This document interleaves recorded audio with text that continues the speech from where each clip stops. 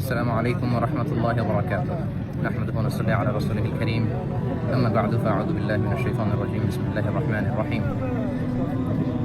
পবিত্র মক্কাতুল মুকাররমা থেকে আপনাদের সবাইকে জানাচ্ছি আন্তরিক শুভেচ্ছা এবং মুবারকবাদ।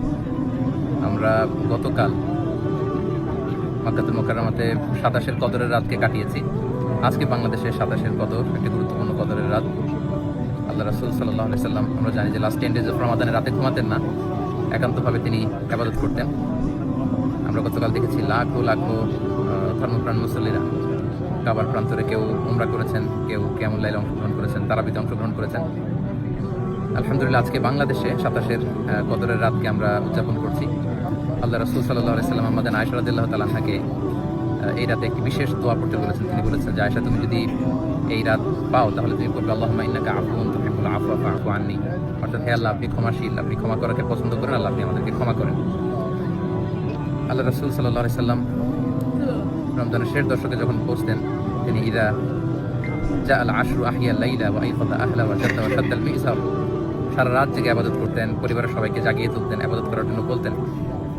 এবং সারা বছর কোরআনের যে আয়াতগুলো নাজিল হয়েছিল এগুলো তিনি জিবরাইল আলাইহিস সালামের সাথে রিভাইজ করতেন, তিনি শোনাতেন। জিবরাইল আলাইহিস সালাম আবার আল্লাহর রাসূল সাল্লাল্লাহু আলাইহি ওয়াসাল্লামকে পড়ে শোনাতেন।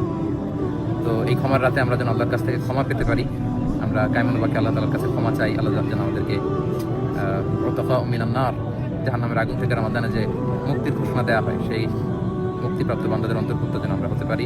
পবিত্র মক্কাতুল মুকাররমা থেকে আমরা প্রাণ ভরে দোয়া করছি আপনাদের জন্য, আপনারাও আমাদের জন্য বিশেষভাবে দোয়া করবেন।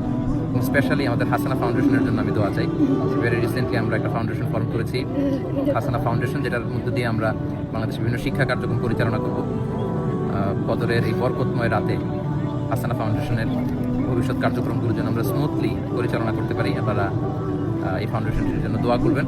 এবং ঈদের পরপরই আমি দেশে আসবো, এখন থেকে আমি দেশেই সেটেল করবো, দেশেই থাকবো এবং ফাউন্ডেশনের বিভিন্ন কার্যক্রম সরাসরি পরিচালনা করবো ইনশাআল্লাহ। আপনাদের সবার কাছে দোয়া আছে, সবার জন্য আবার অফুরন্ত দোয়া ভালোবাসা জানিয়ে মসজিদুল হারাম থেকে বিদায় নিচ্ছি, পবিত্র মক্কাতুল মুকাররমা থেকে। আসসালামু আলাইকুম ওয়া রাহমাতুল্লাহি ওয়া বারাকাতুহু।